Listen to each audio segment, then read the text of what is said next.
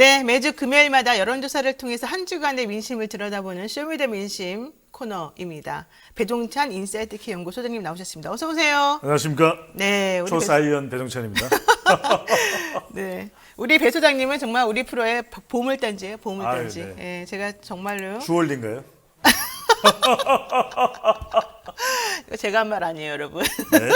이거 명확히 해주세요. 네, 자, 우리 프로의 주얼리 배종찬 소장님하고 한번 네. 이번 주 대선 주자 여론조사 지지율 한번 보겠습니다. 이재명 후보가 윤석열 후보를 오차 범위 내지만 수치상으로 앞서는 결과가 나왔습니다. 아. 이재명 후보 38%, 네. 윤석열 후보 36%인데 4개의 조사 기관이 실시를 하고 매주 목요일 발표하는 조사입니다. 케이스테디 리서치, 엠브레인 퍼블릭, 코리아 리서치, 한국 리서치. 이 추세를 보시면은 네네. 두 후보의 격차가 조금 벌어졌다가 다시 좁혀졌다가 이번의 경우에는 이재명 후보가 오차 범위 내입니다. 38%, 윤석열 후보가 36%로 나타났습니다. 그러니까 흐름을 자세한 보게 사항은 되면, 중앙선거여론조사 네. 심의위원회 홈페이지에서 확인 가능합니다. 그러니까 흐름을 보게 되면은 이재명 후보가 어쨌든 완만하게 상승세를 타고 있는 것 같은 느낌이 드네요. 그렇죠. 10월 넷째 주에 이재명 후보가 앞서는 결과가 나왔었죠. 35%대 28%였는데 네. 11월 초에 윤석열 후보가 국민의힘 최종 후보가 되면서 이른바 윤석열 컨벤션, 윤벤션 효과가 나타났었죠. 네. 그런데 뭐 김종인 또 이준석 충돌이 있었잖아요. 갈등이 네. 빚어지면서 네. 중도층 그리고 MZ세대 2030 세대가 이탈하면서 윤석열 후보 지지율이 내려가는 결과가 나타났었는데 좀 더 지켜볼 필요는 있습니다. 왜냐하면 비슷한 시기에 실시됐던 이번 조사는 면접원 조사인데 자동응답 조사나 다른 조사의 경우에는 조금 다른 네네. 또 결과도였기 때문에 추세를 보실 필요가 있다. 하지만 상당히 두 후보는 접전입니다. 아, 그렇군요. 자, 우리 소장님하고 지금 얘기를 나누는 도중에 속보가 하나 도착했어요. 네. 경찰이 대장동 의혹 관련해서 네. 전 성남도시개발공사 개발사업본부장이었던 유한기 씨, 네. 유한기 씨에 대해서 뭐 영장 청구를 지금 고려한다라는 소문이 나왔었잖아요, 검찰에서. 네.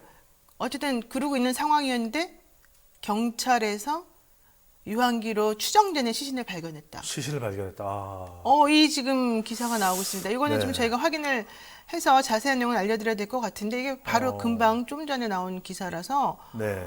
아직까지는 정확히 확인하고 우리가 더 네네 그래야 전달을 될 것 드려야 같네요. 근데 되겠네요. 이거 되게 중요한 부분이라서 어떤 일단 경위가 말씀을. 있는지 네. 계속 또 유한기 본부장도 수사를 그러니까 받아왔을 수사 텐데. 받았고 영장 네. 청구한다는 얘기가 지난 며칠 전에 나왔거든요, 네. 검찰에서. 근데 그것 때문에 지금 그런 건가요? 어쨌든 과연 이게 특이하네요. 대장동 또 개발 사업 관련해서 어떤 영향을 미칠지 지켜봐야겠죠. 그렇죠. 왜냐하면 이게 또 사실이라 그러면 또 여론에 또 영향을 미칠 수 있으니까. 어쨌든 네. 자세한 사항은 저희가 나중에 한번 확인하겠습니다. 유서를 남기고 발견됐다는 얘기가 있어서 그 유서 내용이 또 뭔지가 사실은 그렇군요. 상당히 중요할 것 같네요. 네. 자, 오늘 또 이번 주말에 상당히 큰 뉴스가 또 될 수밖에 없네요. 왜냐하면 그러네요. 이번 대선에서는 또 이 대장동 부동산 관련 이슈가 크게 또 영향을 미치고 있거든요. 어쨌거나 간에. 그렇죠, 그렇죠. 래서 이재명 후보의 지지율에도 영향을 줄 수 있고 또 이것이 국민의힘 관계자들과의 또 로비도 있는 것이기 때문에 또 양쪽에 다 영향을 줄 수밖에 그럼요. 없는 유서 내용이 뭔지에 따라서 그런 이슈입니다. 양쪽 그렇습니다. 그 후보들에게 내용이 미치는 어떻게 영향일 것 되는지에 같아요. 따라서도 주말 동안에 이 선거 판세에도 상당히 영향을 줄 수도 있을 것으로 보입니다.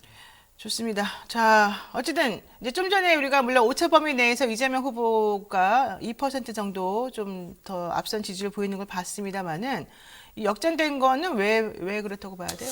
가장 큰 이유는 뭐 사람 관계죠. 그러니까 이재명 후보의 지지율이 올라간 이유도 있겠지만 뭐 조금 변화도 있었지만 더 중요한 것은 윤석열 후보의 지지율이 내려왔다고 보는 것이 더 정확하겠죠. 그런 이유가 윤 후보가 최종 후보가 되고 난 이후에 가장 전면에 부각시켰던 것이 정권 교체 여론이거든요. 네네. 근데 정권 교체 여론에서 중요한 사람을 따져보면 김종인, 이준석이에요. 그런데 이들과 충돌을 빚으면서 지지층들이 이탈할 수밖에 없었던 것이고 네. 반면에 그 기간 동안에 이재명 후보는 또 한 표라도 더 얻기 위해서 아주 치열한 선거 캠페인을 벌였잖아요. 그렇죠. 전남도 그렇고 광주도 그렇고 전북까지 가서 정세균 전 총리도 만났고 이러다 보니까 팽팽했던 지지율이 뭐 조사에 따라서 면접원 조사냐 또는 자동응답 조사냐 영향을 받겠지만 그래도 이재명 후보가 MZ세대 그리고 중도층의 지지를 더 받는 결과가 이번 조사에서 나타났거든요.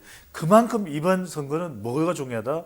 MZ세대 여성 중도층이 중요할 수밖에 없는 것이고요. 그만큼 변동성이 큰 거예요. 네. 우리 또 시청자분들이 좀 MZ세대가 많잖아요. 그래서 지금 뉴스인 사이다, 쇼미더 민심 좋아하시는데 그만큼 여러분들의 민심 중에 우리 변해요. 시청자층은 MZ 세대보다는 4050 세대가 많은 걸로 알고 있는데. 아 그래요? 네. 신 MZ 세대라 그러면 되죠. 아, 신 MZ 세대 좋아요. 그렇죠. 이제 신이 됐으니까 저도 또 신이에요. 순발력이 있네요. 그러니까 이제 이 세대가 중요한 이유는 변동성이 커요. 이번 선거의 특징이 분명히 이념 대전쟁, 프레임 전쟁입니다. 네네. 진보와 보수의.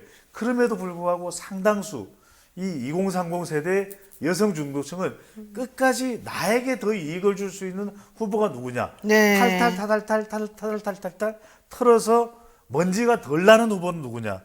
이걸 따져보는 것이거든요. 네. 그러니까 오늘 터진 유한기 전 본부장의 시신.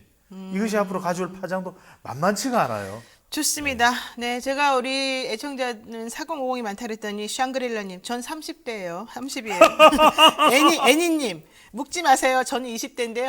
2030 묶이는 거 싫어요.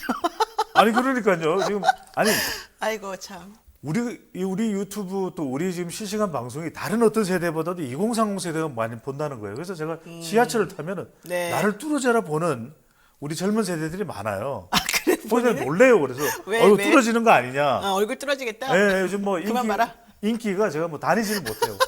얼굴을 못 들겠어요. 아, 왜 이 얘기를 흘러가는지 모르겠어요. 정말. 정말 특이해요. 어쨌든 그래서 기승전 배종찬으로. 이번 대선은 네.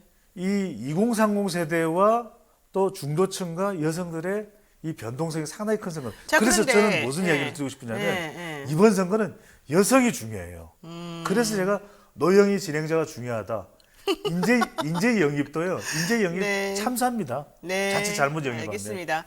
자, 근데 일각에서는요, 그냥 MZ 세대가 아니라 원래 50대가 승부처 아니냐 이런 얘기 하더라고요. 그렇죠. 사실 이걸 그럴 가능성도 있어 보여요. 체계적으로 네. 제시를 한 사람이 저거든요. 아, 본인이 또? 아, 예, 초사이언? 제가 이야기하는 거면 자, 우리 방송을 보시는 2030 세대도 고민이 돼요.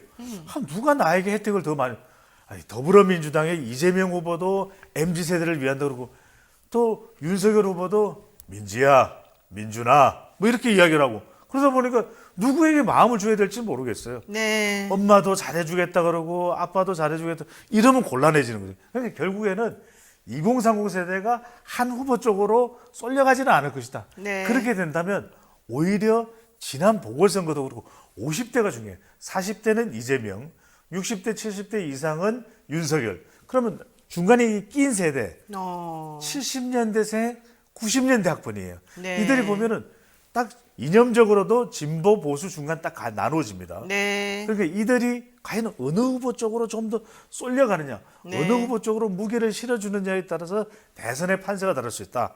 그러니까 우리가 92년도 미국 대선에서 빌 클린턴 아칸소주 주지사 후보가 올라오면서 뭐라고 이야기했냐면 아버지 부시 대통령은 이번 대선은 안보예요. 걸프 전쟁 중요했죠. 이런데 클린턴이 겁니다. 스티피드, 이츠 이카노미. 바보야. 문제는 경제야. 그래서 저는 네. 이런 얘기를 드리고 싶은 것이 이번 대선은 MZ 세대의 전쟁일 것 같지만 아닐 수도 있어요. 50대의 전쟁입니다. 알겠습니다. 자, 참고로 노영희 진행자 30대인가요? 50대인가요? 자, 조중동 폐간 가자님께서요. 우리 부모님 90대 이재명 후보 지지합니다. 네, 자 좋습니다. 자, 여기까지 조정합니다. 했는데, 예. 그다음에 제가 또 이제 궁금한 여론조사가 하나 나와서 네. 사실 이것 좀 꼭 말씀드리고 싶어요. 아, 뭐냐면요. 이건 진짜 제가 너무 깜짝 놀란 건데. 윤석열 42.6%, 네. 이재명 38.3% 이렇게 나오면서 뉴스원에서 나온 기사인데 화면 보시죠. 소득 상위층에서는 이, 중하위층에서는 윤.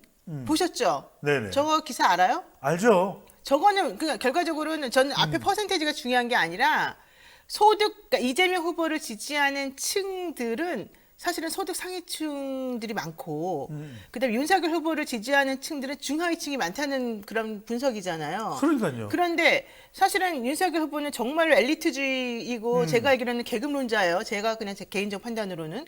그런데 그러면은 그리고 사실은 좀 없는 사람들 약자 편에는 공감 못한다. 이게 또 일반적인 평가였는데 왜 중하위층 약자라고 생각되는 그런 분들 입장에서는 이분을 더 지지하나요? 이게 왜냐면 나 이거 이상하더라고요. 경제적인 소득인데 우리가 저소득층일수록 오히려 보수 정당을 지지해요. 그러니까 왜 그러는 거예요? 윤석열 후보가 보수, 그러니까 이상하죠. 왜냐면 아니 저소득층이니까 더 진보적일 것 같은데 네. 왜냐하면 우리가 이념을 생각할 때는 저소득층일수록 너무 많은 변화, 뭔가 사회가 급격히 변한 것에 불안감이 있는 거예요. 그러니까 우리가 잘 생각해야 됩니다. 네. 왜냐하면 저소득층이 그냥 보수 후보를 막연히 좋아하는 것이 아니라 저소득층일수록 정치적인 이념으로 보면은 보수예요. 네. 더 보수적이 되는 거예요. 네. 그러니까 큰 변화보다는 그냥 좀 안정되고 네. 그냥 기존의 틀을 유지하는 것을 오히려 더 원해요. 그렇군요. 그게 참 희한합니다. 근데 우리가 가만히 보면 조선시대도 그렇고 그 이전에도 그렇고 보면은 사화를 일으키고 밀란을 일으키고 이런 경우에도 그걸 주도는 누구 아느냐? 네. 바로 이른바 선비 또는 좀 사회의 지도계층들이 하잖아요. 그건 뭐냐? 우리가 말하는 강남좌파입니다. 그러니까 이념적으로만 놓고 보면 오히려 소득이 높은 사람들이 뭔가 좀 변해야 될 것 같아요. 왜? 소득적으로는 문제가 없으니까. 네. 이 사람들은 소득은 관심이 없어요. 이미 잘 사니까. 희한합니다. 그래서 이걸 궁금해하시는 분들이 많아요. 아니 저소득층이면 사회가 정말 뒤집어져서 네. 뭔가 바뀌었으면 할 텐데 그게 아니에요. 오히려 사회가 너무 획획획 변하는 거에 대해서 불안감을 느낍니다. 자, 동네에서 골목에서 구멍가게를 하시는 분들이 세상이 확확확 바뀌는 걸 원할까? 그렇지가 않아요. 오히려 안정되게 꾸준히 이 틀이 유지되기를 오히려 바라는 그런 경향들이 나타납니다. 그래요? 그런 심리? 소득이 낮을수록 저소득층일수록 오히려 보수층, 정치적으로는 보수 성향이 강하고 소득이 좀 있을수록 우리가 그랬잖아요. 닷컴 열풍이 불었을 때 오히려 30대 네. 또 신흥부자 또 40대 주식부자 네. 이들은 오히려 진보 성향이 있는 거죠. 그렇군요. 이명희님, 저는 70대입니다. 전원님, 저도 70대 초반입니다. 그런데 누구 지지하는지 아시겠죠? 이렇게 계셨는데 그렇군요. 그런데 어쨌든 아까 이제 소개했던 그 뉴스원에서 보도한 그 여론조사는요.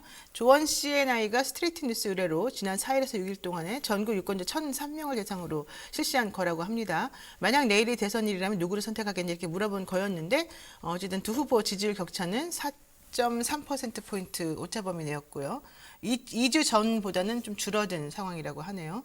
표본오차 95%, 신뢰 수준에 플러스 마이너스 3.1%포인트 쩌쭌하게 나왔습니다. 자세한 거는 확인해 보세요. 홈페이지 들어가서. 네. 이 정도면 되겠죠? 너무 많이 소개를 해드렸어요. 네, 맞아요. 네. 자, 김종인 위원장을 영입해서 윤석열 후보 이제 좀 험매세 효과가 또 다시 나타나겠냐 했는데 의외로 생각보다 많이 안 오른다 이런 얘기가 나오더라고요. 이게 동전의 양면이에요. 동전의 분명히 양면. 윤석열 후보에게는 4명의 지지율을 위해서 중요한 4명의 사람이 있죠. 네. 김종인, 네. 이준석.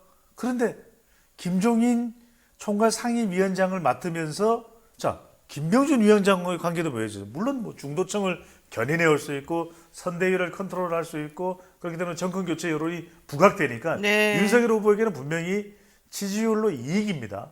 그런데 플러스만 있는 게 아니에요. 마이너스도 있죠.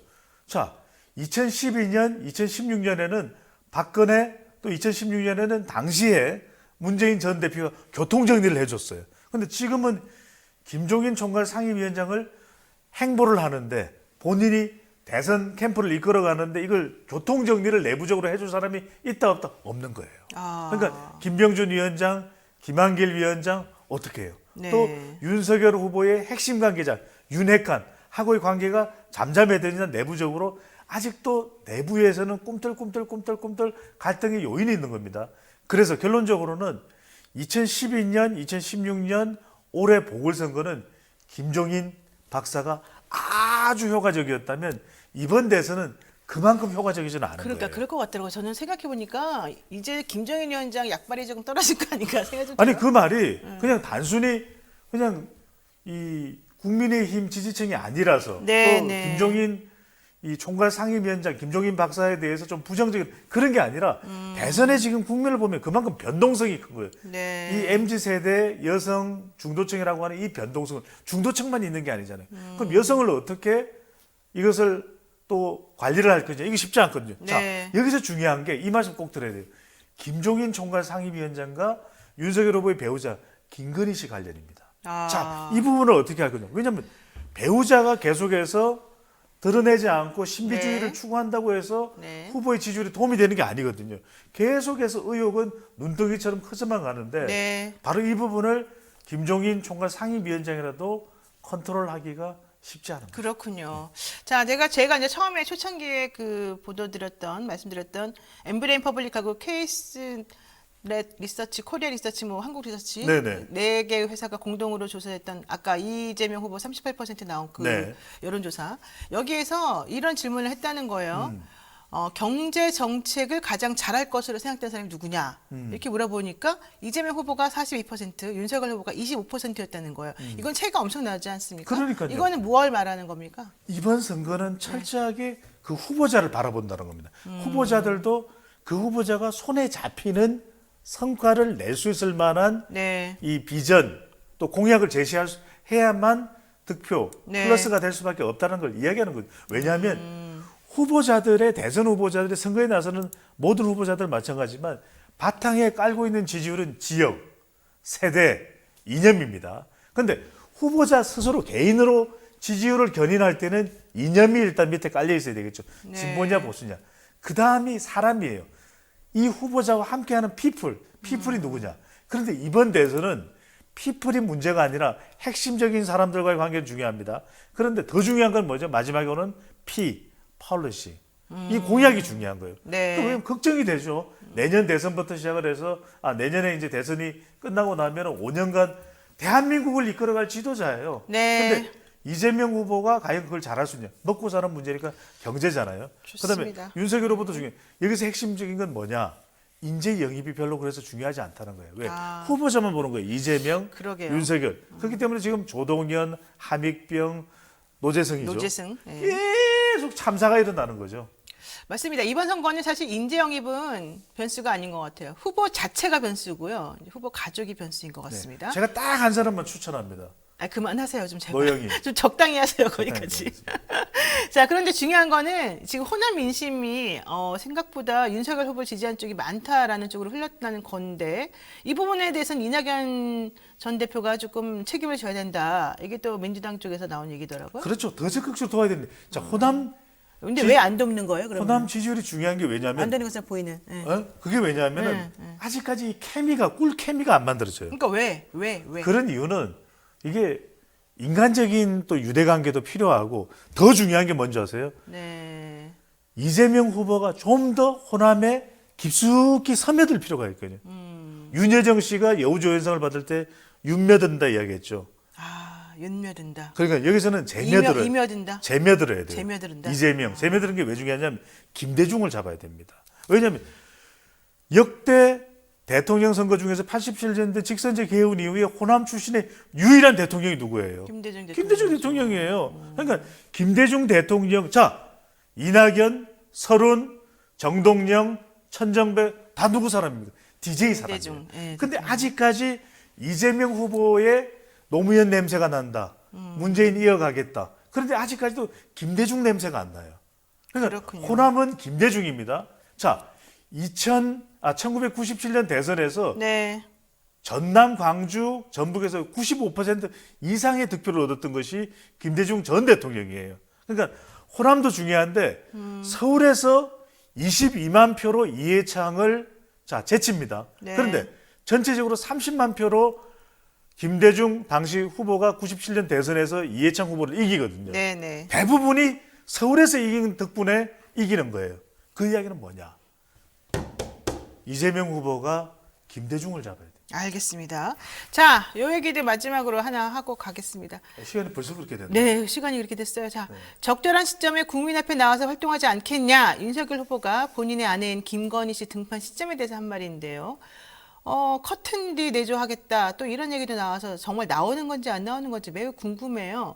근데 또 윤석열 후보 측에서 뭐 이런 얘기도 합니다. 김건희 씨가 오히려 대중 앞에 나오면 생각보다는 호감도가 훨씬 높을 것이다. 오히려 더 좋을 거다. 이런 얘기를 하는 쪽도 있더라고요. 윤석열 후보 측에서. 지금 다 떠나가지고요. 네. 자, 우리 시청자분들 주말 또 가족들과 또 만나서 식사도 하고 이야기도 나눌 텐데 제가 선물 2개 드립니다. 자, 골든 크로스가 일어났다. 이재명 후보가 골든 크로스가 일어났다는 건 저것도 같은 주의 조사에서 네. 자동 응답 조사 하나, 면접원 조사 2개에서는 적어도 오차 범위 내에는 앞서야 네. 골든크로스가 일어났다고 얘기할 수 있고 이번 대선은요. 김건희 대선이 될 수도 있어요. 김건희 대선? 왜냐하면 MZ세대 여성 중도층 이번 대선은 김건희 대선이다. 이건 제가 썸네일 잘 만들어서 조회수 지금 100만 돌파하려고 하는 게 아니라 왜 그러냐면은 여성 유권자가 중요한데 네. 최근의 조사를 보면은 이 배우자에 대한 비호감도가 아주 높아요. 그런데 특히 베일에 가려 있는 배우자 윤석열 후보의 배우자 김건희에 대한 궁금증이 많습니다. 네네. 이 궁금증을 풀어주는 것이 윤석열 후보에 대한 지지율과도 직접적으로 연결이 돼요. 그런데 뭐가 중요하냐? 네. 유권자의 절반이 여성이죠. 자, 이념에서 좀 떠나서 투표를 하는 연령대를 보면 여성이 30대, 40대, 50대예요. 이들이 여성의 절반입니다. 네. 그러면 전체 유권자의 한 25%, 4분의 1이에요.